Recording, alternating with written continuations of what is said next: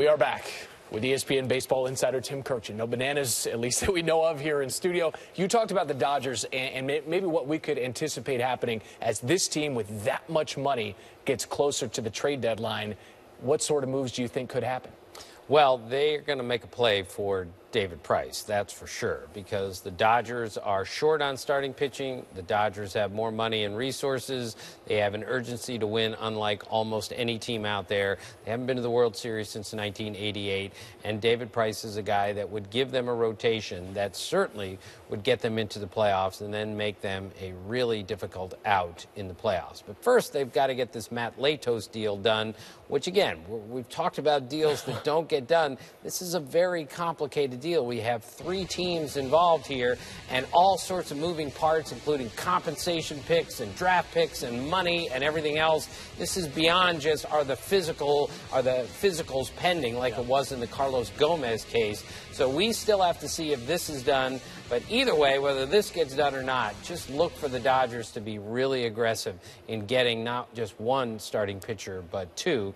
And there's still the chance that by 30 hours from now, they could have David Price and Matt Latos in their rotation to go with Clayton Kershaw and Zach Greinke. That's up there with what the Nats are doing, with what the Mets are doing as well. You mentioned Price. The Tigers, we might have the answer now. Maybe they are sellers. They made it clear yesterday they're willing to listen on pricing. Guys like Yoenis Cespedes as well. What moves do you see happening in addition to Price with the Tigers? Well, logically, Price is going to go and Cespedes is going to go because so many teams need a bat out there, and the Tigers need to rebuild that system. It is close to being barren, and as Dave Dombrowski said yesterday, this is our chance to reboot. But, Randy, I warn everyone on this.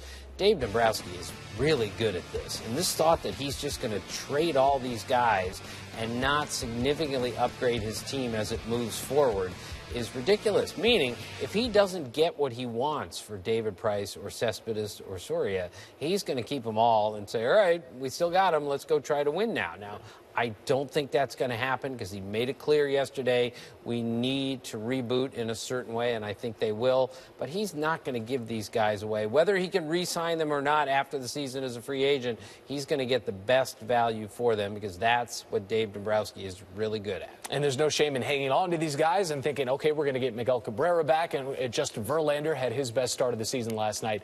There's a lot at play right now. You say a busy 30 hours or so? You did the math? He did it so we don't have to. Tim Kurkjian on SportsCenter.